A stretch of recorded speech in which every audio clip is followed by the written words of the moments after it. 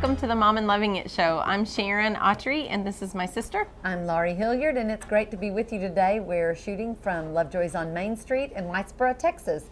We want to talk today about some expectations.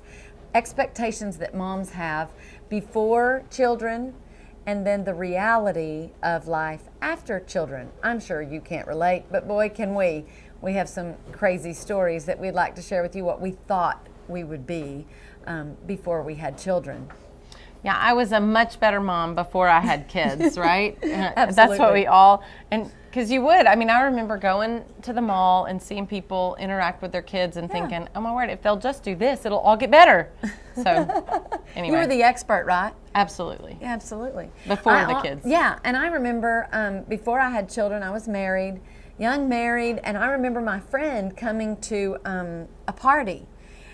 And she was telling me, she had a newborn, and she was telling me I had to change my whole complete outfit because Paige spit up on me before I came. And I just was horrified. I said, seriously? Don't you just hate that? And she reminded me several years later, after I was in the middle, co-author of a book about mothering, that I had said that to her, and I said, I'm so sorry. I had no idea how dumb I was and how clueless I was about what real motherhood was about. Well, I remember going to, didn't go anywhere. I was at home, and our neighbor next door, we had one little girl, and she was not even a year old yet. Yeah. And so we were just in the middle of all the first year, everything with the first kid. And so she comes over, and she has 4 kids. And so for the 4th one, she came over to my house and said, Sharon, can I borrow a camera? It's her first birthday, and we don't have a camera. We've lost our camera. And I was horrified. And I thought, how can you do that? I mean, it's your the first birthday. It didn't meet my expectations, even after I had a baby, of what it was like. But she had 4 forevermore, and they were little, all compressed together. So no wonder. Okay, I just have to read something that you wrote in our book, Mom and Loving It. When we talk about BC expectations, the title of this chapter is, I'm going to love being a mom. And Sharon wrote, if you were like us, you had probably had some of these expectations. I will enjoy every minute. I will keep a record of my kids' lives through journals and scrapbooks, and I will scrapbook all of my children, not just the first one. I will not allow my children to throw a fit in public.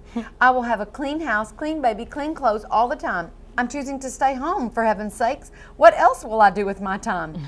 That's hilarious. And if you're a mom out there, you're laughing too, because you know how ridiculous that was. And good news to you, Sharon has overcome some of those expectations. She's not still expecting these things of herself. And we did realize that's why we wrote the book, because we thought some of you might also be struggling with some of these same expectations. And I don't know about you, but you may be feeling like you're going to have a panic attack, or you're about to lose your mind, because both of us felt and have felt in days gone by, and in more recent days for me too, now with teenagers, that you think you're going to lose your mind. And that's actually normal. You're not crazy. You just feel a little bit that way. So maybe it will make you feel better knowing that we feel that way too, and that you're normal. For one, realize that you're not alone in this struggle. Well, and I think it's good to realize that your expectations will change. And even, at each stage, you can look at the next stage and think, oh, well, I'm not going to do that. Even though you didn't really know what it was going to be like in this stage, we somehow think we're going to know in the next stage. It's funny. But your expectations will change, and that's okay. You don't have to guilt yourself to death for not scrapbooking everything and for not having a clean house all the time.